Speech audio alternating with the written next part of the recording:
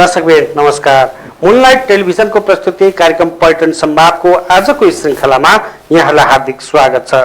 दर्शकबिन, सधैँ हामी नेपालको पर्यटन क्षेत्रमा भइरहेका विभिन्न गतिविधि तथा व्यवसायहरूले भोगिरहेका विभिन्न समस्या र अहिले कोभिड-19 पछि पर्यटन क्षेत्रलाई माथि उठाउन सरकारको नीति के छ र व्यवसायहरू कसरी लागि परेका छ, यिनै विषयहरूमा हामीले बहस छलफल गर्दै आइरहेका छौँ। दर्शकबिन, आज भने हामीसँग हुनुहुन्छ विगत लामो समयदेखि ट्रेकिङ व्यवसायमा आबद्ध भएर आफूले कमाएको केही मात्रा पनि आफ्नो ठाउँ लगायत देशभरि जो गरिब निमुखा जसले पढ्न पाएको छैन त्यस्ता ठाउँमा विद्यालयहरू बनाउँदै ती गरिब निमुखाहरूलाई कसरी माथि उठाउन सकिन्छ, कसरी सहयोग गरिनुपर्छ भन्ने विषयमा विगतदेखि नै लागिरहनु भएका एउटा सफल व्यवसायी समाजसेवी छेडुप तामाङ चाहिँ आज हामीसँग स्टुडियोमा हुनुहुन्छ। दर्शकबिन, आज म उहाँसँग नेपालमा पछिल्लो समय जुन लकडाउन पछि अहिले जुन सहजता त भएको छ तर कोभिडको संक्रमित भने दिन प्रतिदिन बढिरहेको छ, यसको लाइबाट माथि उठ्नको लागि पर्यटन क्षेत्र कसरी अगाडि लानुपर्छ र अहिले लगभग 1-2 वर्ष पर्यटकहरू नआउँदाखेरि पर्यटन व्यवसायले अब हामी हाम्रै गाउँठाउँमा चाहिँ आन्तरिक पर्यटनबाट पनि आफ्नो व्यवसायहरू चाहिँ सञ्चालन गरिरहने हो कि भन्ने पनि धेरै व्यवसायहरूको चाहिँ विषय बनिसकेको छ। आज म उहाँसँग यिनै विषयमा बहस छलफल गर्नेछु। दर्शकबिन, आउनुहोस् उहाँलाई कार्यक्रममा स्वागत गरौँ। स्वागत छ कार्यक्रममा। धन्यवाद कुमार। आराम हुनुहुन्छ? ठिक छ हजुर। कोभिड अगाडि त तपाईँहरू एउटा व्यवसाय मार्फतै आफूलाई चिनाउँदै देशलाई चिनाउँदै एउटा सगरमाथाको शिखरमा पुगिसकेको व्यक्ति आज यो विश्वभरि फैलिएको कोभिड-19ले चाहिँ हामी बेस क्याम्पमा पनि छैनौँ भन्दा पनि हुन्छ पर्यटनलाई चाहिँ हेर्ने हो भने। यो अवस्थामा अब हामी हाम्रो व्यवसाय र हाम्रो पर्यटन क्षेत्र कस्तो हुन्छ, के सोचिरहनु भएको छ यहाँहरूले? होइन, महाभूकम्पको असर पश्चात पर्यटनहरू चाहिँ नेपालमा एक किसिमले अलिकति धेरै नै राम्रो उत्साहित ढङ्गबाट चाहिँ पर्यटनहरूको फ्लू बढेको थियो। तत्कालै फेरि 81 चाहिँ कोरोना कोभिड-19 को असरले यसले त कस्तो भने विश्वव्यापी नै एउटा स्वास्थ्यमा जनस्वास्थ्यमा यसले असर गरेपछि भूकम्पले त केही निश्चित त्यो भूकम्पको प्रभावित क्षेत्रलाई मात्र हानेको थियो, त्यसले हाम्रो लोकल त्यो पनि सबै पर्यटकीय क्षेत्रलाई छोएको थिएन। तर यो कोभिडले त हाम्रो लोकल क्षेत्र मात्र नगरेर नेपाल लगायत विश्वको सबै चाहिँ मुलुकहरूमा चाहिँ यसले स्वास्थ्यमा असर गरेपछि अब लगभग यो इन्टरनेसनल एयरलाइन्सहरू तपाईँको चाहिँ ठप्पै भयो। एउटा ह्युमन एक्सेसै बन्द गरेपछि योभन्दा ठुलो असर त के हुनसक्छ र पर्यटन व्यवसायमा त? पर्यटन भन्ने शब्द त अहिले त चितामा पुगेको जस्तो अनुभव भइरहेछ। यो बिचमा जुन चित्तामा पुगेको चाहिँ पर्यटन व्यवसायी, तपाईँ पर्यटन व्यवसायी र तपाईँको पेसा मैले चिनेको, मैले तपाईँको सोसल मिडियामा हेर्दाखेरि तपाईँको कि त मुख्य पेसा पर्यटन व्यवसाय कि समाजसेवा हो। पर्यटन व्यवसाय राम्रोसँग चल्यो भने तपाईँले समाजसेवा गर्ने हो फेरि, हजुर होइन? यो बिचमा चाहिँ तपाईँ के गर्दै हुनुहुन्छ त? अब आफ्नो व्यवसायलाई कसरी अगाडि बढाउने अथवा धेरै पर्यटन व्यवसायहरूले चाहिँ आफ्नो पेसा व्यवसाय नै परिवर्तन गरिसकेको छ भने तपाईँ जस्तो युवा पर्यटन व्यवसाय अब कसरी अगाडि बढ्ने त? एउटा कुरा कुमारजी, मैले पहिलेदेखि भन्दै आइरहेको छु, समाजसेवा भन्ने शब्द त्यति सजिलो त्यति चिप छैन। समाजसेवा गर्नको लागि पहिलो त आफू सक्षम हुनु पर्यो, त्यसपछि आफ्नो परिवार सक्षम हुनु पर्यो, त्यसपछि आफ्नो व्यवसाय सक्षम हुनु पर्यो। यदि मै व्यवसायमा चुर्लुममा डुबेको छ, यदि मै पारिवारिक तनावमा छ भने मैले समाजसेवा परिकल्पना गर्न सक्दैन।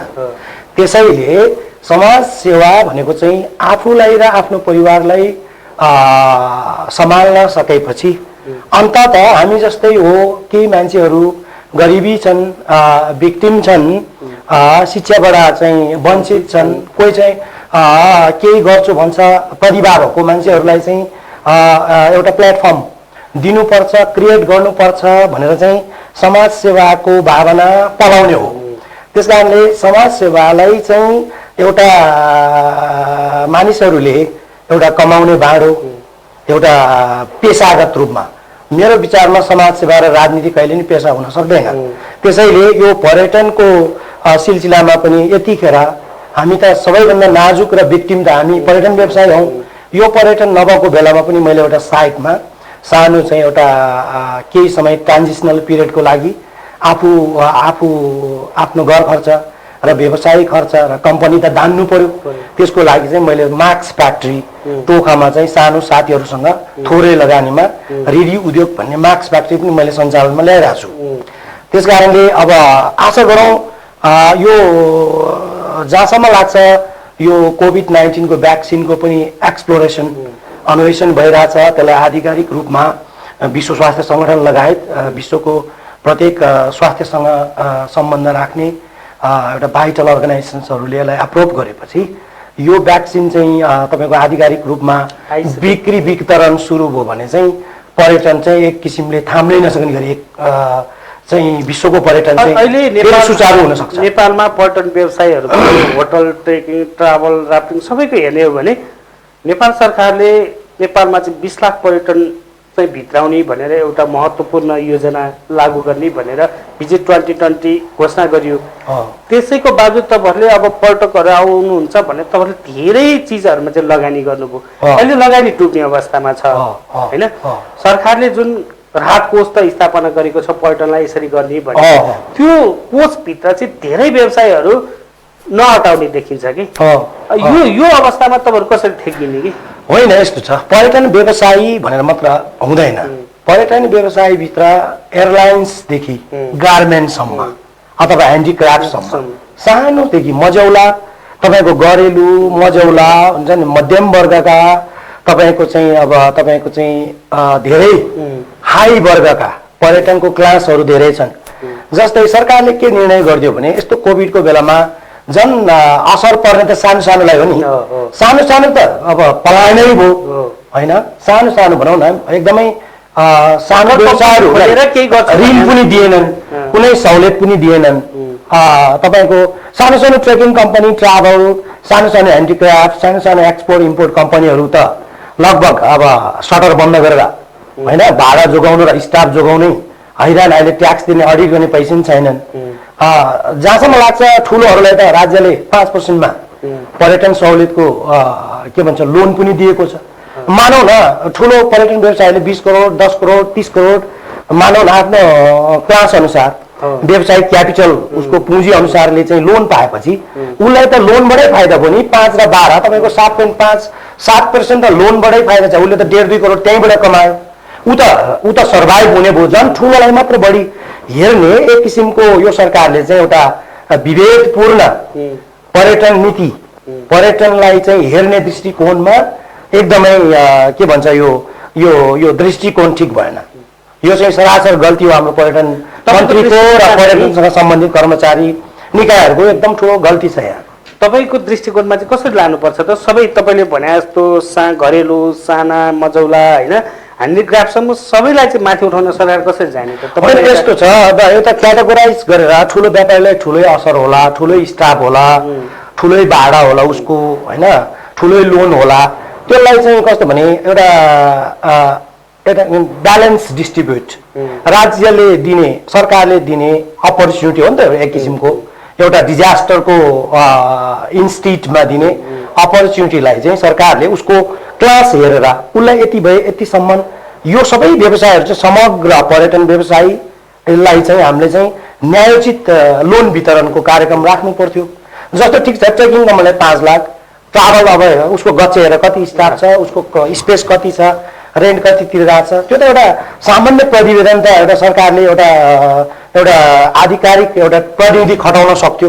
अथवा विभिन्न पर्यटन व्यवसायहरूको 4-5वटा राम्रा तपाईँको छाता सङ्गठनहरू छ नि त, तिनीहरूको नि भूमिका चाहिँ राम्रो देखिन होइन। यस्तो छ, तपाईँको जस्तै हाम्रो टान भनेको एउटा ट्रेकिङ एजेन्सिज भनौँ न, हामी ट्रेकिङ छाता सङ्गठन हो। त्यहाँ पनि बजेट रोकिरहेछ धेरै पहिलेदेखि। टिम्सको बजेट चाहिँ पर्यटन बोर्डमा अड्किरहेछ। यो सरकारी के हो, उनीहरूको तारतम्यता के मिलेको छैन होइन। अब टानमा आफै त्यहाँ व्यावसायिक ठाउँमा नै सङ्घ नै चल्ने स्थिति छैन, गाह्रो छ। सङ्घले पनि त्यही बोल्ड रूपमा अब सरकारलाई त धेरैचोटि भनौँ न भनौँ न अनुरोध त गरेको सुनेको पनि हो, मिडियामा पनि आएको हो, तैपनि यो टान नाटा ह्यान भनेको चाहिँ एउटा प्रभावशाली व्यवसायहरूको जसले पैसा खर्च गर्न सक्छ, जसलाई चाहिँ पोर्टफोलियो चाहिएको छ के। जस्तै म टानको पूर्व अध्यक्ष भए, पूर्व महासचिव भए, पर्यटनको चाहिँ कुनै पनि एउटा सानो सानो गोष्ठी कार्यक्रमतिर, स्टार होटलतिर, प्यालेसतिर चाहिँ मलाई पनि लाइफभरि चाहिँ बोलाओस् भन्ने एउटा चाहिँ व्यक्तिगत स्वार्थमा चाहिँ यो टान हान नाकामा चाहिँ मान्छे जाने एउटा के भन्छ एउटा होडबाजी छ। त्यो विकृति, त्यो ब्याड कल्चर, त्यसलाई चाहिँ पर्यटन पोलिटिक्समा एकदमै यसले चाहिँ नेगेटिभ इम्प्याक्ट गरेको छ। म त पर्यटन पोलिटिक्ससँग पनि सम्बन्धित भएर धेरै म आफै पनि चुनाव लडेर मैले सबै थाहा छ मान्छेहरू किन यस्तो हुन्छन् त।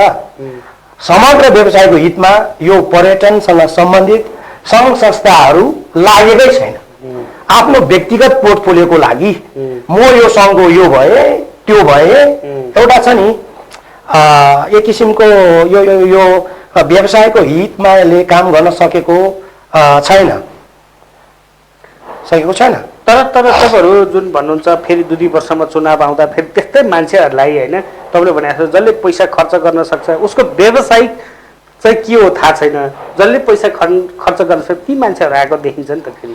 होइन, त्यही त हाम्रो कमजोरी भयो। जसले व्यवसाय जानेको छैन, पर्यटन के हो थाहा नै छैन, होइन, त्यस्तो मान्छेहरू चाहिँ एक्कासी अब उनीहरू अर्को व्यवसायमा सक्सेस भएको होला, पैसा कमाएको होला, कुनै राजनीतिको ठुलो मान्छेको नाता पर्ने होला, नेताको आसेपासे होला, त्यस्तो मान्छेहरू चाहिँ पर्यटनमा आएर राजनीति गरेर पर्यटन सङ्घ संस्थाको चाहिँ लिडिङ गरेर के अर्थ राख्छ तपाईँ आफै भन्नुहोस्।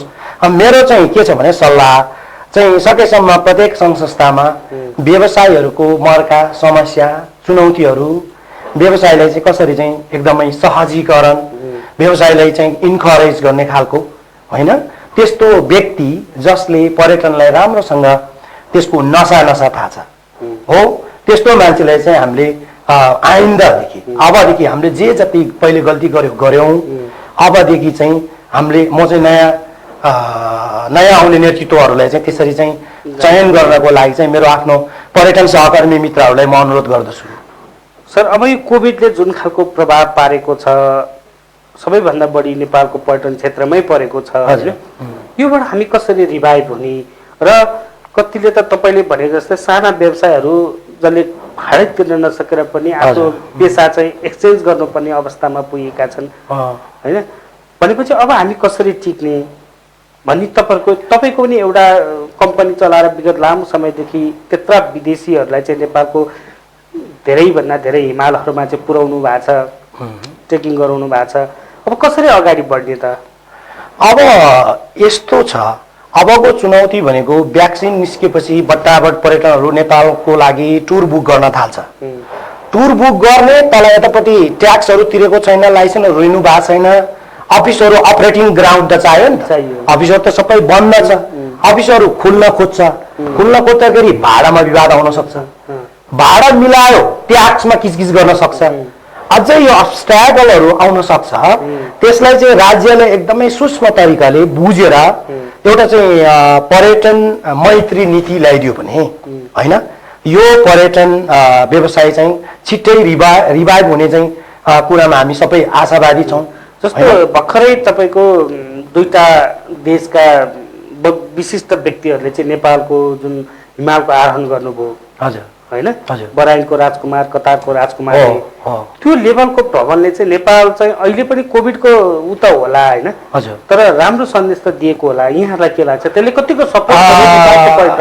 तपाईँलाई म के जानकारी गराउँछु भने कोभिड भनेको एउटा क्रोड एरियामा मात्र ट्रान्सफर हुने डिजिज हो। जस्तै सिटी एरियामा पोखरा होला, काठमाडौँ होला, विराटनगर जहाँ चाहिँ क्रोड पपुलेसन छ त्यसमा चाहिँ ट्रान्सफर हुने चान्सेस धेरै हाई छ होइन। केही गरी कोभिड लागेको भनौँ विक्टिम भनौँ पेसेन्ट्सहरू भयो भने त्यो ट्रान्सफर हुने हो। मैले भनेको नेपालको हिली रिजन र माउन्टेन रिजनमा त हाम्रो त लेस पपुलेसन छ, त्यहाँ त रियल नेचर छ, त्यहाँ त के छ र वनस्पति, हिमाल, जङ्गल, जडीबुडी होइन, एकदम कुल प्लेस छ नि त। त्यसलाई त सरकारले नेपालको पहाडी रिजन र हिमाली रिजनमा त रेजिडेन्सै कम छ नि, बसोबास कम छ, पपुलेसन कम छ, त्यो ठाउँमा चाहिँ मोर सेफ हो यो ट्राभल भनेर उल्टो यो अस्ति जस्तै भराइनको राजकुमार आउने अरू कुनै हाई पोर्टफोलियोको एउटा वर्ल्ड वाइड रेकग्नाइज अलिकति लग्जरी टुरिस्टहरू चाहिँ आएर चाहिँ हिमाल आरोहणहरू सकाएर होइन फर्किनु पनि हो। यस्तै तिनीहरूलाई मात्र नभएर ल ठिक छ मिडल क्लासका टुरिस्टहरूलाई पनि ल्याइदिनु पर्यो होइन। नेपाल चाहिँ सेफ छ है। हिली रिजन र माउन्टेन रिजनमा चाहिँ नेपालको चाहिँ बसोबास चाहिँ कम भएको कारणले कोरोनाले चाहिँ केही असर गर्दैन। पदयात्रा ट्रेकिङ भनौँ न ट्रेकिङ पदयात्रा पर्यटन चाहिँ सुरक्षित छ केही हदसम्म। अरू त बिचतिर त गर्मी हुन्छ नि त। युरोपको बिचतिर लो प्लेस लो अल्टिट्युड ठाउँमा गर्मी हुन्छ होइन। गर्मी ठाउँमा त फेरि एकदम अब जस्तो स्किन सम्बन्धी डिजिज पनि ट्रान्सफर हुन्छ। हुन त एउटा कुरा चाहिँ चिसोमा सर्ने रोग चिसोमा बढी चाहिँ यो ट्रान्सफर हुन्छ भनेर पनि हो कि यो हिली रिजन र माउन्टेन रिजन सेफ नभएको होइन। त्यसको लागि त हाइली प्रोटेक्टिभ हाम्रो मास्कहरू छन्। ब्याक्टेरियल प्रोटेक्सनको मास्कहरूलाई कसरी नियन्त्रण गर्ने ट्रेकिङ कर्मचारीदेखि पिडिएसी चाहिँ अनिवार्य म्यान्डेटरी होइन। मास्क चाहिँ एयरपोर्टदेखि म्यान्डेटरी एयरपोर्टमा आउने बित्तिकै त्यसलाई चेकअप म्यान्डेटरी। अब यहाँनिर समस्या के छ भने एयरपोर्टबाट पनि उताबाट पनि पिसिआर 72 घण्टाको लिएर आउँछ। पछिल्लो समय सरकारले 7 दिन होटलमा नि बस्न 7 दिन होटलमा पनि थुनेको उताबाट पनि 72 घण्टामा हतार स्पेसमा 72 घण्टाभित्र यहाँ फ्लाइट गर्नु पर्यो। त्यस्तो फ्लाइट टिकट किन्दाखेरि पिसिआर टेस्ट 72 घण्टाको आएर भनौँ न 72 घण्टा भनेको 24 न 48 न 72 4 दिन 4 दिनको बिचमा फ्लाइट टिकट किन्दाखेरि 600 युरोको फ्लाइट टिकटले 700 पुग्यो। हेर्नुहोस् फेरि भिसा सम्बन्धी झन्झट होइन त। अब विदेशमा त्यो जियोग्राफी प्रत्येक देशको ठुलो छ। नेपाल एम्बेसी सबै देशमा छैन फेरि कोही ठाउँमा मिसन छ कोही ठाउँमा कन्सुलेट मात्र छ। अनि नेपाल एम्बेसीमा चाहिँ पार्सल सिस्टमले भिसा माग्दाखेरि होइन त्यो डिएचएलले गर्दाखेरि 4-5 दिन त 10 दिन 15 दिन त त्यो पनि डिएचएल गरेर भिसा ग्रान्ट गर्न नि टाइम लाग्यो। त्यसले नेपालको तपाईँले थाहा छ नि कन्सुलेटहरू तपाईँको एम्बेसडरहरू कति डिले छ। हाम्रो सर्भिस ब्युरोक्रेसीको सर्भिस कति डिले छ त्यो पनि अनुभव गर्नुहोस्। तपाईँको भनाइलाई आधार मान्ने हो भने चाहिँ यो बेलामा पर्यटनलाई चाहिँ चाँडोभन्दा चाँडो रिकभर गर्ने हो भने भिसा सिस्टमदेखि सबै सिस्टम चाहिँ छिटोभन्दा छिटो एकदम सबैभन्दा कुरा चाहिँ लिगल प्रोसिड्युर नेपाल भिजिट गर्न उसलाई कसरी सहज बनाउने। किनभने विदेशी भनेको उसको टाइमिङमा सेड्युलमा हिँड्छ। हामी जस्तो गरी चाँडो हामी ससुराली 2 दिनको लागि भनेर गएर 10 दिन बस्ने होइन। उसको आफ्नो सेड्युल हुन्छ। नो एक्सक्युज जबमा उसको भ्याकेन्सी उसलाई चाहिँ होलिडे कोन्जे युरोपियन भाषामा होइन त्यो छुट्टी अनुसारले ऊ एटेन्ड हुनैपर्छ। हाम्रो जस्तो नो एक्सक्युज सर म त अब बुढी बिराम भयो मलाई 3 दिन टाइम दिनुहोस् नो एक्सक्युज फायर हुन्छ उसको जब। त्यही भएर उनीहरू चाहिँ एकदम fix road map fix itinerary fix प्लानमा हिँड्या हुन्छ। त्यसलाई त सहज गर्नु पर्यो नि। 7 दिन काठमाडौँ राखेपछि त हिमाल 21 दिनको हुन्छ 30 दिन गयो। 30 दिन जाँदा गर्दा उसको त 30 दिन छुट्टी नहोला नि त। त्यो सबै चिजलाई चाहिँ उताको कल्चर विदेशी पर्यटकको कल्चर त्यहाँको लिगल त्यहाँको सोसाइटी त्यहाँको के अब्लिगेसन के छ बाध्यता के छ त्यसलाई राम्रो बुझेर नेपाल सरकारले सहज एकदम नयाँ नीति नेपाललाई चाहिँ अलिकति राम्रो गर्यो भने अनि त्यसपछि अघि भने जस्तै व्यवसायको समस्याहरूलाई पनि तयारी गरेर गर्नु पर्यो नि त।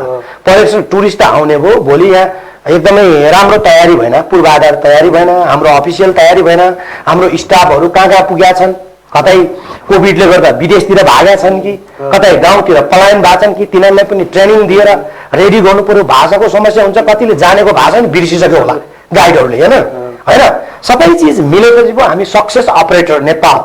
हामी व्यवसायहरू सक्सेस हुनु भनेको त नेपाल सरकार सक्सेस हुनु हो नि त।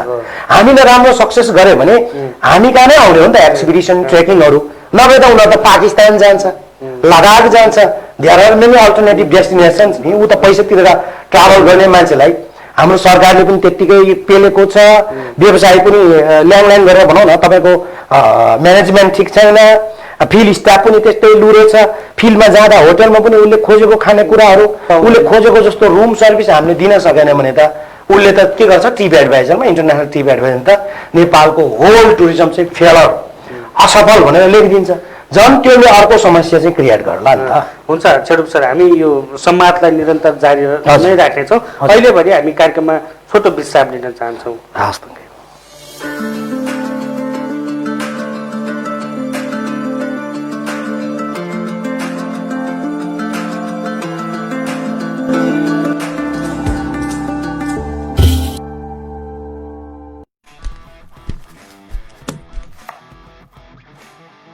ओइ वाइफाई पासवर्ड के हो तेरो थाहा छैन रे बाठो भन्छ हेर्न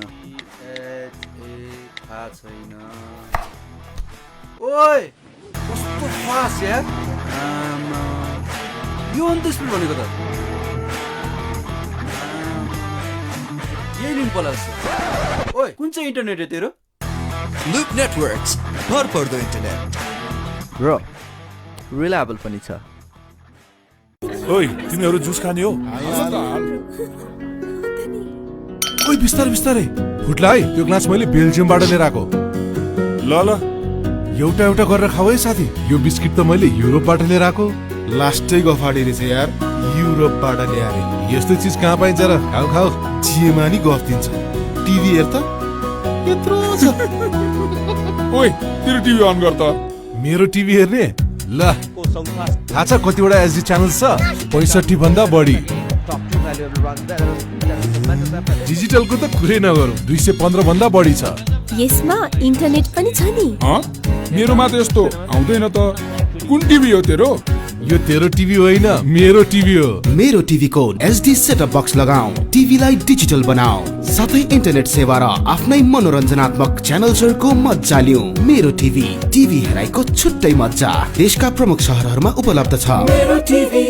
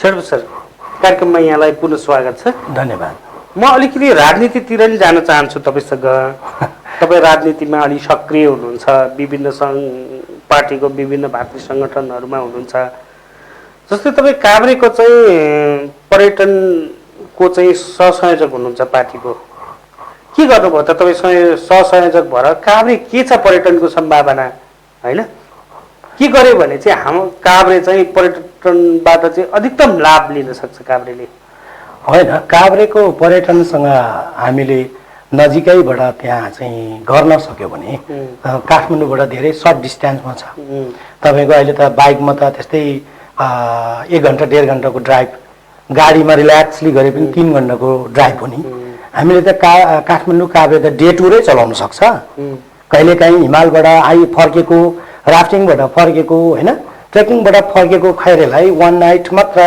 डे टुर 1 नाइट गरे पनि वो हतार छ भने 1 डे लन्च टुर हुन्छ नि त्यो गर्न नि सकिन्छ जस्तै तिमाल नमो बुद्ध महाभारत होइन तपाईँको जस्तै यो 3टा सेक्टरहरू छन् त्यही माथि हामीसँग त सुनकोशी त काभ्रे हाम्रो कोशी पारेर तिमालको त बीचमा सर्लक्कै बगिरहेछन् त्यसमा हुनुपर्ने वाटर एक्टिभिटिज भनौँ न जस्तै त्यहाँ वाटर फनहरू छैन हामीसँग त्यो वाटर फन राफ्टिङहरूलाई पनि हामीले डेभलप गर्न सकिन्छ अब हाम्रो तिमाल डाँडाको चाहिँ डे हाइकिङहरू पनि हामीले डेभलप गर्न सकिन्छ विशेष गरी काभ्रेलाई चाहिँ हामीले धार्मिक टुरिज्म बुद्धिज्म र हिन्दुइज्म भनौँ न हाम्रो जस्तै तिमाल डाँडाको नारायणथान अनि त्यहाँबाट त्यहाँ तोङसोम गुन्डा अहिले चाहिँ त्यहाँ चाहिँ बुद्धिज्म र हिन्दुइज्मको हाम्रो चाहिँ फ्युजन छ त्यहाँ त्यसलाई पनि हामीले प्रमोट गर्न सकिन्छ जस्तै हिन्दू धर्म मान्ने इन्डियनहरूलाई पनि देखाउन पायो त्यहाँ होइन बुद्धिस्ट जुन ताइवान कोरिया जापान अथवा अहिले त विदेशीहरू बुद्धिज्म भनेपछि होइन अब धेरै मन पराउँछन् र ठाउँ पनि त्यस्तै छन् हाम्रो मनोरम प्राकृतिक दृश्य हाम्रो चाहिँ नर्दर्न र इस्टर्न हिमालहरू चाहिँ एकदम नजिकबाट देख्छन् सम्भावना धेरै छ छेडुप सर तर यसको लागि यसो गर्नुपर्छ हामीले जुनसुकै काम गर्दाखेरि राजनीतिकरण गर्ने एउटाले त्यहाँ एउटा पर्यटनसँग सम्बन्धित एउटा प्याकेज कुनै इभेन्ट गर्यो त्यसलाई राजनीतिक रङ हालिदिने म भए छेउरूपले हालेपछि छेउरूप एउटा काङ्ग्रेसमा आस्था राख्ने कार्यकर्ता भनेपछि मेरो प्रोग्रामलाई फेल खुवाउने अब अर्को एउटा माओवादीको साथीहरूले गएर एउटा कुनै प्रोग्राम गरे मैले भनौँ मेरो पार्टीको एक्सट्रिमिस्ट मान्छेहरू हुन्छ नि त्यसले फेलर टाइप गर्ने त्यो हुँदैन प्रत्येक एउटा सामाजिक एउटा विकासको लागि त्यो भनेको त हामी सबैको कमन एजेन्डा हो नि काङ्ग्रेस भयो भने एमाले भयो भने माओवादी भयो भने भोलि त्यहाँ टुरिस्ट गयो भने त काङ्ग्रेसको एमालेको माओवादीको साग काङ्ग्रेसको कुखुरा त भन्दैन भोक लागेपछि त्यहाँको लोकल हुन्छ नि एउटा लाभदायी त्यहाँको एउटा लोकल टार्गेट बेनिफिट त हामीले पाउँछ त्यस कारणले यो पर्यटन अब जस्तो यो धार्मिक क्षेत्र सामाजिक कामहरूमा चाहिँ पार्टी भन्दा पनि तपाईँको पार्टी सबै लाग्नु पर्यो त्यहाँ भयो भने जस्तै उपभोक्ता समितिमा जस्तै म तिमाल खानेपानीको बोर्डमा उपाध्यक्ष छ त्यहाँ हाम्रो प्रत्येक पार्टीको संलग्न छ अहिलेसम्म विवाद नभएको संस्था भनेको हाम्रो तिमाल बृहत खानेपानी योजना हो त्यहाँ 3 पार्टीको मान्छे एकदम राम्रो छ कमिटी पनि एकदम त्यस्तै माइन्डेड छ हामी त्यस्तो पोलिटिकल रङ सर्ने विभेद गर्ने गर्दैन हाम्रो काम हाम्रो ट्याक्स कसरी पुरा गर्ने कसरी ठेक्का टाइममा ल्याउने कसरी पानी टाइममा खुवाउने भन्ने हामी टेन्सनमा हुन्छ त्यस्तै गरी मैले लिड गरेको संस्थामा जस्तै अरू पर्यटनसँग सम्बन्धित संस्थामा पनि हैन जोसुकै होस् माथि केन्द्रमा चाहे प्रचण्ड प्रधानमन्त्री होस् चाहे केपी ओली होस् चाहे शेरबहादुर देउवा होस् न कुनै पनि पार्टीको प्रधानमन्त्री भयो भने लोकलमा विकास गर्दाखेरि चाहिँ त्यो विकास गर्ने समितिहरूमा काङ्ग्रेसले लिड गराइरहेछ भने कम्युनिस्टले सम्झिनु पर्यो कम्युनिस्टले लिड गराइरहेछ भने काङ्ग्रेसले सम्झिनु पर्यो त्यसलाई एउटा साझा विकासको रूपमा साझा एजेन्डाको रूपमा साझा प्रोजेक्टको रूपमा साझा चुनौतीको रूपमा लिएर कार्यालय हामीले पर्यटन सेक्टरमा योभन्दा धेरै नै हामीले योगदान दिन सक्छौँ त मैले मेरो क्वेसन कहाँ हो तपाईँलाई भने पार्टीको अलि सक्रिय कार्यकर्तालाई काहीँ भाग बन्न यदि पुगेन भने होइन एउटा समिति बनाए त्यसको सहसंयोजकता भन्ने जुन चलन छ नि पार्टीहरूमा यसले साँच्चै उसको भिजन मिसनले काम तपाईँ त एउटा पर्यटन क्षेत्रमा लागेको मान्छे यहाँ त सबै पर्यटन क्षेत्रमा लागेको मान्छे बुझेको मान्छे नहुने भयो कि त्यसलाई चाहिँ कसरी के भन्नुहुन्छ तपाईँ होइन अब यो त अब यस्तो के प्रत्येक पार्टीमा नेतृत्वहरूले कुन नजरले हेर्छन् कुन नजरले मूल्याङ्कन गर्छन् होइन अब यस्तो हुन्छ तपाईँको म चाहिँ मेरो मान्छे आफ्नो मान्छे तेरो मान्छे भन्दाखेरि पनि एउटा एफिसियन्सी कार्यक्षमतामा विश्वास गर्छु भोलि मैले सक्दै नसक्ने मान्छेलाई एउटा जिम्मेवारी दिन्छु उसले एउटा माइनेट उठाउन सक्दैन एउटा करेस्पोन्डेन्स एउटा इमेल लेख्न सक्दैन एउटा चिठी लेख्न पनि मान्छे खोज्नु पर्यो भने त काम त अड्क्यो डिले भयो नि हामीले सर्भिस त डेलिभरी टाइममा दिन सक्दैन त्यो भएर राजनीतिक हाम्रो सबै पार्टीको नेतागणहरूलाई जिम्मेवार नेतृत्व पङ्क्तिलाई चाहिँ म के भन्छु भने कुनै पनि जिम्मेवारी बाँड्दाखेरि चाहे राजनीतिक होस् चाहे गैर राजनीतिक होस् प्रत्येक मान्छेको एउटा व्यक्तित्व त्यसको एउटा लेभल त्यसको एउटा नलेज त्यसको अनुभव सबै स्टडी गर्नु पर्यो नि त हाम्रो त कस्तो भने भाग पुर्याउने जस्तो के मेरो मान्छे तिमीले पायो मेरो मान्छे फल्नाले पाएन यस्तो छ हाम्रो त यो त कस्तो भने त्यो चिट्टा बाँडे जस्तो भयो के त्यो चाहिँ मलाई मन पर्दैन म चाहिँ राइट पर्सन राइट प्लेसको सिद्धान्तमा भएन भने त्यहाँ त किचलो निस्किहाल्यो एउटा न एउटामा कन्फ्लिक्ट निस्केपछि त त्यो के अर्थ रह्यो र त्यो त विवादास्पद भयो त्यो हेर्दाखेरि सुन्दाखेरि त त्यो नेतालाई पनि अप्ठ्यारो सुने पनि नसुने जस्तो गर्नु पर्यो होइन हामी तल त प्रब्लमै हुन्छ फेरि विवादको विवाद हुन्छ त्यही भएर नेतृत्वले अलिकति गहिरिएर सोच्नुपर्छ यस्तो कुराहरूमा यो त छँदैछ म अलिकति तपाईँको समाज सेवातिर जान चाहन्छु होइन लामो समयदेखि काभ्रेमा विभिन्न विद्यालयहरू बनाउँदै त्यहाँका जो विपन्न परिवार छ तिनीहरूलाई सहयोग गर्दै आउनु भएको भूकम्प अगाडिदेखि नै भने के गर्नुभयो तपाईँले काभ्रेमा होइन यस्तो हो म एउटा ट्रेकिङ सेक्टरमा as a guide as a porter धेरै दुःख गरेर आउँदै गर्दा म चाहिँ एउटा कम्पनी सञ्चालक भयो नि त कम्पनी सञ्चालक भएपछि विभिन्न देशबाट आउने विदेशीहरूसँग सम्बन्ध रह्यो म पनि भ्रमण गर्ने अवसर पनि पाएपछि कोही टुरिस्टहरू चाहिँ समाज सेवा पनि गर्नुपर्छ सधैँ व्यापार पैसा मात्र कमाउने अलिकति स्वार्थी सेल्फिस भन्छ अहिले ओल्डमै छ नि रेस्पोन्सिबल टुरिज्म भन्छ क्या विदेशी ठुल्ठुलो अपरेटरहरूले पनि तपाईँको रेस्पोन्सिबल टुरिज्म भनेर तपाईँको corporate CRC corporate responsible fund भनेर छुट्याउँछ क्या तपाईँको नाफाको 5% अथवा नाफाको 2.2% होइन के को लागि त बालबालिकाको लागि, क्यान्सरको लागि अथवा रोड एक्सिडेन्टको लागि, रोड व्यवस्थापनको लागि अथवा एकल नारीको लागि यो किसिमको चाहिँ एउटा वर्ल्डको टुरिज्म एउटा ट्रेन्ड एउटा फेसन जस्तो समाज सेवा गर्ने एउटा फेसन आछ। अहिले चाहिँ रेस्पोन्सिबल टुरिज्मको मेम्बर भएन भने हाम्रो नेपाल ट्रिप समेत कतिपय कम्पनीले बेच्न पाउँदैन, किनकि नेपालमा विदेशीहरू घुम्न आउँछन्, हामी कहाँ खाने हल्ला गर्ने। अब कहिले त उसले त छाडा कल्चर पनि ल्याउन सक्छ नि त। उसले कोही चाहिँ क्रिस्चियनिजम फैलाउँछन्, कोही चाहिँ गाँजा धुरो ड्रग खाने कुहिरा आउला, कोही चाहिँ प्रोस्टिट्युसन गर्ने टुरिस्ट पनि आउला नि त। त्यसलाई त गभर्मेन्टले एउटा मापदण्ड राख्नु पर्यो। त्यही भएर सिरियस रेस्पोन्सिबल टुरिज्म अपरेटरहरूले चाहिँ रेस्पोन्सिबल टुरिज्म एसोसिएसनै बनाएको छ क्या, त्यसको मेम्बर नभइकन चाहिँ त्योबाट ट्राभल नगर भनेर उनीहरूले त युरोपमा त तपाईँको आह्वानै गर्छ ट्राभलर्सहरूलाई, don't leave your footprint in Himalaya, you leave something contribution for the community भनेर नारै दिन्छ क्या। त्यो भनेको हाम्रो काभ्रे घुम्न जाने, काभ्रेको त्यो मनोरम दृश्यसँग त्यसले हेर्ने, मोज मस्ती गर्ने, बलात्कार गर्यो नि त हिमालको त। उसले त सेल्फिस स्वार्थ त पुरा गर्यो।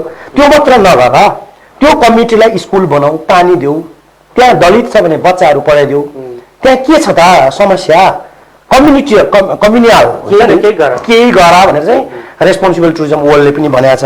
त्यस कारणले मेरो पनि त्यस्तै सम्बन्ध गर्दा गर्दै सानो सानो सङ्घ संस्थासँग सम्बन्ध थियो, भएपछि भूकम्प पनि आउने होइन। पहिलेदेखि सानो सानो गाइडहरूलाई, दुःख पाएकोहरूलाई ल्याङ्ग्वेज पढ्ने, अब 200-400 बच्चा पढाउन त त्यो त नर्मलै भयो हाम्रो पर्यटन व्यवसायको लागि त, त्यो सानो सानो फन्ड आउनु त।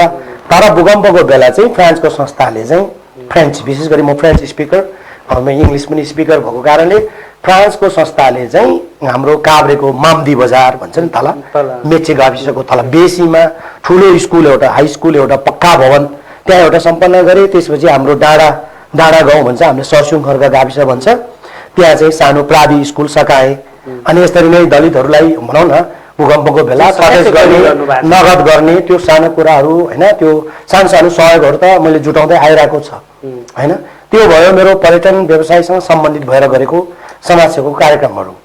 जस्तो अहिले जुन नेपालमा चाहिँ विभिन्न धार्मिक सङ्घ संस्थाहरू क्रिस्चियन फैलाउने के गर्ने भनेर मुभमेन्टहरू आइरहेको अवस्थामा मलाई लाग्छ एक हप्ता जति मैले एउटा सोसल मिडियामा तपाईँको बारेमा अलिकति पढेको थिएँ होइन। यो क्युवानिज क्लबको अध्यक्ष छेडुप लामा चाहिँ निर्विरोध निर्वाचित भनेको यो के हो? यो क्युवानिज भनेको चाहिँ यो रेड क्रस हो, रेउकाई हो जस्तै हो होइन, लायन्स क्लब जस्तै हो, के हो? यसले चाहिँ के गर्छ? अथवा कुनै धार्मिक व्यक्तिहरूबाट धार्मिक आफ्नो एउटा स्वार्थ पुरा गर्नको लागि चाहिँ यो संस्था हो? तपाईँले राम्रो प्रश्न गर्नुभयो, त्यसको लागि धन्यवाद। नेपालमा विभिन्न सङ्घ संस्थाहरू छन्, एउटा चाहिँ म्याक्सिमम डलर भित्राउने, फेक अडिट गर्ने, रातारात धनी हुने, रातारात तपाईँको चाहिँ श्रीमती परिवार आफन्तहरूलाई विदेश छिराउने होइन, एज अ भिसा व्यापार, त्यो टाइपको पनि गर्छन् मान्छेहरूले। तर तपाईँको अरू कतिपय संस्थाहरू चाहिँ क्रिस्चियनिजम फैलाउने, एउटा नाम राख्ने, भित्रभित्र चाहिँ प्रे त्यो टाइपको किताबहरू होइन, त्यो टाइपको संस्थाहरू पनि नआएको होइन, आएको हो, मैले पनि देखेको हो मिडियामा। तर विशुद्ध किवानिज इन्टरनेसनल क्लबको बारेमा भन्नुपर्दा चाहिँ किवानिज इन्टरनेसनल क्लब चाहिँ एज अ इन्टरप्रेनर सुरु भएको, पहिले सुरुमा यो लायन्सभन्दा 2 इयर्स अगाडि इस्टाब्लिस, यो पुरानो एउटा पहिले भोलेन्टियर अर्गनाइजेसन थिएन, यो वी ट्रेड भनेर 2 जनाले खोलेको। त्यसपछि यो बिचबिचमा वी ट्रेड भनेर नारा चेन्ज गर्यो, अनि बिचबिचमा फेरि वी बिल्ड भनेर हुन्छ नि, हामी निर्माण गर्छौँ, हामी बिजनेस गर्छौँ, हामी निर्माण गर्छौँ भनेर नारा बिचबिचमा उद्देश्य चेन्ज भएको छ। त्यसपछि केही दशक पछि चाहिँ तपाईँको यसको नारा भनेको चाहिँ अब हुँदैन, अब हामी व्यापारी पनि भयौँ, हामीले निर्माण विकास पनि सघायौँ, अब चाहिँ हामी विश्वको बालबालिकाको शिक्षा र स्वास्थ्यमा हेरौँ त भनेर एउटा इन्टरप्रेनर्सहरूको क्लब हो यो। व्यवसायीहरूको समाज सेवा गर्न सक्ने होइन, सानो ठुलो समाज सेवा गर्न सक्नेहरूको यो अन्तर्राष्ट्रिय भोलेन्टियरिङ अर्गनाइजेसन हो। यो यसको हेडक्वार्टर हाम्रो तपाईँको अमेरिकाको इन्डियाना भन्ने स्टेटमा छ होइन। यो अहिले लगभग 82वटा देशमा एक्टिभ छन्। प्रत्येक देशलाई चाहिँ हामी डिस्ट्रिक्ट मान्छ। जस्तो नेपाल डिस्ट्रिक्टको कुरा गर्दाखेरि नेपाल डिस्ट्रिक्टमा 60वटा क्लब हो, 60वटा क्लबमा 60को अध्यक्ष म भएँ, 60वटा अध्यक्ष भयो होइन हाम्रो इस्ट क्लस्टरमा मात्र 3टा क्लब छ अब अरू नाम केवानिज क्लब अफ काभ्रे भन्ने पनि रहेछ मभन्दा अगाडि रहेछ केवानिजमा मैले चाहिँ के गरेँ भने सुनकोशी नेपाल केवानिज क्लब अफ सुनकोशी नेपाल राखेँ किनभने सुनकोशी भने कुनै पनि जातको नि परेन पोलिटिकल पनि परेन एउटा खोलाको नाम हो त्यो पनि हिमालदेखि छ नि चाइना नि छोको छ इन्डिया नि छोको छ काभ्रेको एउटा पहिचान काभ्रेको बीचको नि म त्यहीँबाट पौडी खेलेर हुर्केर होइन सानोमा माछा मारेर आएको गोठालो भएर आएको ठाउँ अनि साथीहरूलाई मैले मिटिङ राखेँ वार्मअप राखेँ के गरौँ नाम त सुनकोशी नेपाल राख्नु पर्ला खोलाको नाम हाम्रो नेपालमा त जातीय कुराहरू उठ्छन् राजनीतिक कुराहरू उठ्छन् भनेर मैले 2-4 दिन चाहिँ उनीहरूलाई काउन्सिलिङ गर्नु पर्यो नि तपाईँहरूको के छ स्थिति समाजसेवामा जान सक्ने कुरा छ कि छैन हामीले धेरै पनि गर्नु पर्दैनमा वर्षमा 5-10 हजार जति सक्छ हामीले हेर्ने हो यो एउटा इन्टरनेसनल प्लेटफर्म छ कोहीले हामी इन्टरनेसनली जानु पर्दा पनि सजिलो छ कन्भेन्सन एटेन्ड गर्न नि सजिलो छ होइन यो एउटा मेम्बरसिप लोगो नि भयो एउटा चेन पनि भयो नेटवर्क पनि भयो प्रत्येक देशमा जाँदाखेरि चाहिँ केवानिजको लोगो देखेपछि केवानिजले हाई केवानिज भनेर चाहिँ अँगालो मार्न आउँछन् हामी चाहिँ पिन साटासाट गर्छन् प्रत्येक देशमा जाँदा हामी त व्यापारी हो नि म त मलेसिया त एउटा काम हुन्छ नि टुरिज्मले पनि जान्छ म्यान पावरले पनि जान्छ एउटा कुनै हुन्छ नि के इम्पोर्ट गर्न मेसिनहरू ल्याउन टेक्नोलोजी ल्याउन जाला त्यतिखेर पनि हामीलाई काम लाग्यो नि व्यापारीहरूलाई त अब 82वटा देशमा जाँदाखेरि हाम्रो केवानिजको मान्छे चाहिँ म चाहिँ यो ट्राभलिङ गर्दैछु भनेर केवानिजको लोगो समेत फोटो पोस्ट गर्दाखेरि त्यहाँ केवानिजले सबै थाहा हुन्छ अनि एयरपोर्टमा आउनेदेखि लिएर भेट्न आउनेदेखि लिएर हामीलाई 2-4 दिन बस्छ हुन्छ नि फ्रेन्डसिप नेपाल आउँदा पनि केवानिजको पल्ला चाहिँ नेपाल आउँदैछु भने मैले लिनु जानु पर्यो नि त मेरो संस्थाको मान्छे म चाहिँ संस्थागत नाता यसको नेटवर्क यसको नाता रिलेसनसिप फ्रेन्डसिप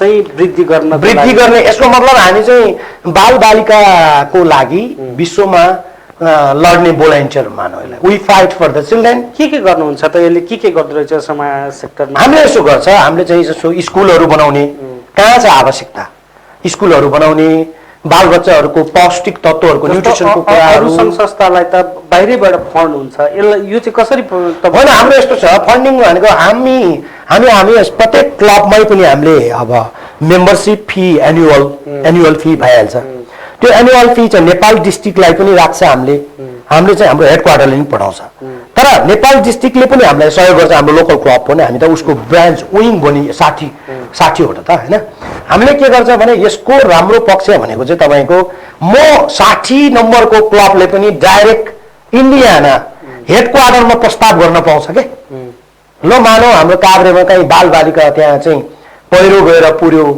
अथवा त्यहाँ चाहिँ बाढी पहिरो खोलाले मानवीय क्षति भयो डिजास्टर आयो भने तुरुन्त 48 घण्टाभित्रमा 5,000 देखि 7,000 डलर चाहिँ हेडक्वार्टरले निर्णय गर्छ एकदम रेस्क्यु फन्ड आउँछ त्यो फन्ड चाहिँ हामीले के गर्न पायो छिट्टो युज गर्न पायो नि त्यो भयो तर हामी काम गर्दै जाँदा हामीले 25,000 डलर 40,000 डलर अब भोलि आवश्यकता अनुसार प्रोपोजल चाहिँ राइट हुनु पर्यो नि त स्कुलको त्यो भयो भने हेडक्वार्टरले त्यो फन्ड पनि हामीलाई दिन्छ यहाँ सुन्नुहोस् है यसमा धेरै इजी छ त्योभन्दा पनि रेस्क्यु फन्ड चाहिँ फास्ट हुने भएको कारणले किन चाहिँ यहाँ भोलिन्टियर हामी त्यो नि दैविक विपत्तिको त्यो नि तर चाहिँ concern should be with children because Kiwanis is for children के होइन केवानिज निड किड्स भन्छ क्या हाम्रो slogan Kiwanis needs kids needs Kiwanis भनेको चाहिँ केवानिजलाई बच्चा चाहिन्छ बच्चालाई केवानिज चाहिन्छ भने हो serving the children of the world हाम्रो पछिल्लो स्लोगन यसरी चाहिँ विश्वव्यापी बच्चाहरूलाई हामी चाहिँ अब सहयोग गर्ने भनेपछि हामी पनि बच्चाबाट माथि आएको हो नि भोलि म पनि व्यापार गर्ने मान्छे मेरो पनि सधैँ राम्रो नहोला नि व्यापार त व्यापारमा त कहिले त 1 अरबको व्यापार गर्छ भने 2 अरब लोन भइदिने कहिले चाहिँ 1.5 अरब घाटा भइदिने हामीले त देखिरहेको छ नि इन्टरप्रेनरहरू घाटा तपाईँकै सवालमा तपाईँ सधैँ सक्षम मिडियाकर्मी हुँदैन नि राष्ट्रिय खेलाडीहरू पहिले कत्रो गर्ने मान्छेहरू औषधि खान नपाएर चाहिँ मर्छ नि हो राष्ट्रिय मान्छेहरू हिजो अरबपति मान्छेहरू अहिले सडकमा औषधि खान नपाएर बौलाएर मर्छ नि कालगतिले त्यो भएर यस्तो चिज भनेको चाहिँ तपाईँ र मलाई तपाईँ हामी सबैलाई काम लाग्ने भोलि बच्चा त मेरो प्रब्लम होला मेरो भान्जीको प्रब्लम होला तपाईँको प्रब्लम होला एउटा न एउटा प्राकृतिक डिजास्टरले अथवा गयासी व्यवहारले परिस्थितिले मान्छेलाई सडकमा नै पुर्याउँछ होइन त्यो बेला चाहिने हो यस्तो क्लब त्यो चाहिँ बालबच्चाको लागि हो। तपाईँ विगतदेखि नै एउटा समाजसेवामा जोडिरहनु भएको थियो होइन,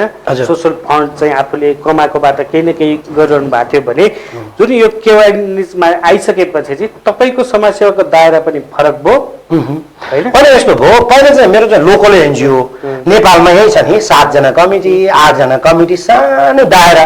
अब विदेशीले दियो, 1 जना डोनरले दियो मात्र चल्ने भयो नि त। त्यो त मेरो त कन्टिन्यू नहुने भयो समाजसेवाको यात्रा होइन। यो त सधैँ समाजसेवाको यात्रा अब कन्टिन्यू हुने पनि 82वटा देशमा छ, हेडक्वार्टर अमेरिकामा छ। पैसा त फुट्टो चाहेको बेला भनौँ डिजास्टर भएको बेला माग्न पाएँ नि। अब सधैँ मैले चाहिँ एउटा मेरो पिटर भन्ने कुइरेले मलाई स्पोन्सर गर्यो। पिटरले जिन्दगीभर मेरो लोकल एनजिओ त्यो 7 जनाको कमिटीले के हेर्छ र, त्यसको नेटवर्क छैन, ब्रान्डिङ छैन होइन। त्यो त मेरो सीमित भयो क्या, त्यो त झोले एनजिओ भयो मेरो। अब यो चाहिँ मेरो कस्तो भने ह्युज प्लेटफर्ममा साथीभाइ सङ्गत भयो।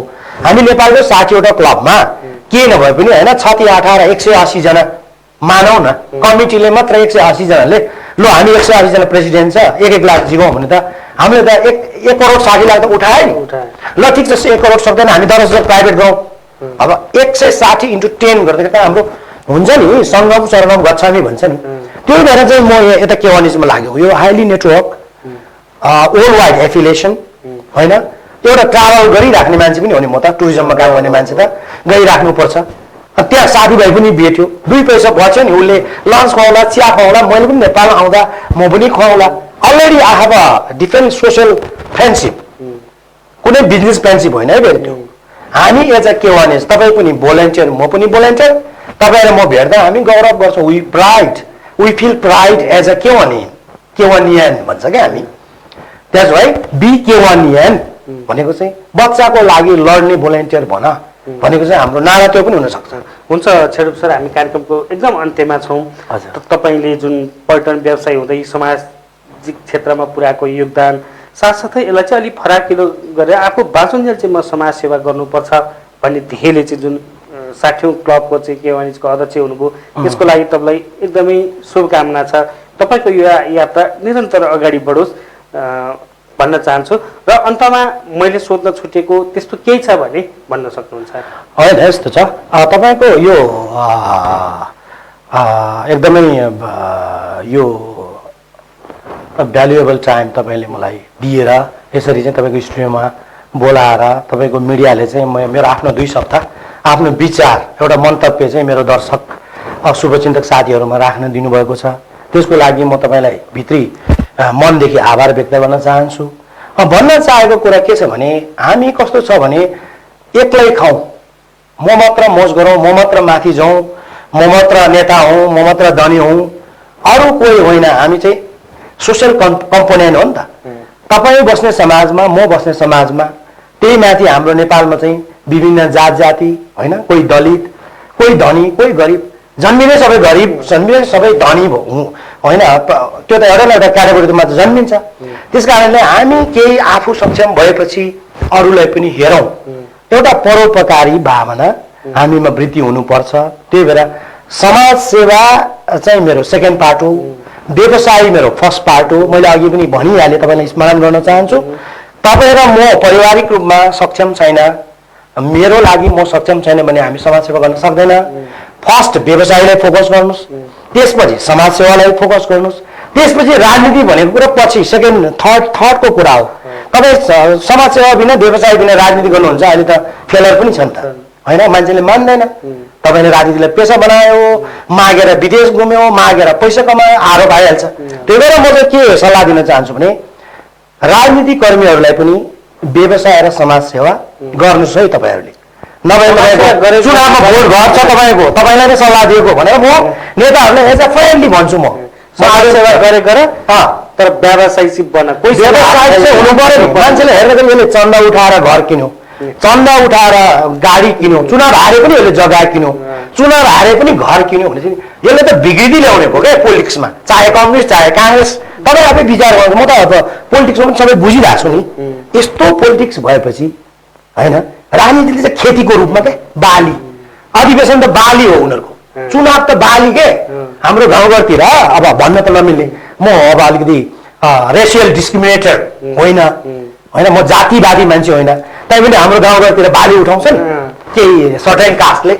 त्यस्तै यो पोलिटिसियनहरू चाहिँ अधिवेशन आउँदाखेरि बाली उठाउने जस्तै साथीभाइलाई आफ्नो सर्कलको व्यवसायलाई कोहीलाई तर्साएर हुन्छ कि थर्काएर हुन्छ कि साथी बनाएर हुन्छ चन्दा उठाउने यो किसिमको कल्चर यो पोलिटिकल कल्चर त्यही भएर यो विकृति भ्रष्टाचार गर्नु पर्यो नि त अब त तपाईँले मलाई चुनावमा चन्दा दिनुभयो 10 लाख तपाईँले मैले मान्छे काटे पनि निकाल्नु पर्यो नि अब तपाईँ एउटा व्यापारी तपाईँले ट्याक्स चल्नु भएको छ 1 अरबको ट्याक्स चल्नु भएको छ तपाईँले मलाई चाहिँ 50 करोड पार्टीले दिँदा हामी पार्टीमा चाहिँ 30 जना सभासद जित्यो भने त तपाईँको काम गर्नु पर्यो अब तपाईँलाई सजिलो हुने नीति बनाउनु पर्यो नि एयरपोर्टमा सामान अड्केको छ कि ट्याक्स घटाइदिने हो कि पेट्रोलमा भाउ बढाइदिने हो कि this is give and take यो चाहिँ रोक्नुपर्छ हाम्रो समाजमा यो चाहिँ सन्देश राम्रो जानुपर्छ तपाईँहरू जस्तो मिडिया कर्मीहरूले पनि त्यसलाई जगजगाउनुपर्छ त्यो तपाईँहरूको पनि दायित्व हो म एज अ समाजसेवी व्यवसायी मेरो पनि यो दायित्व हो म यसरी सम्झिन्छु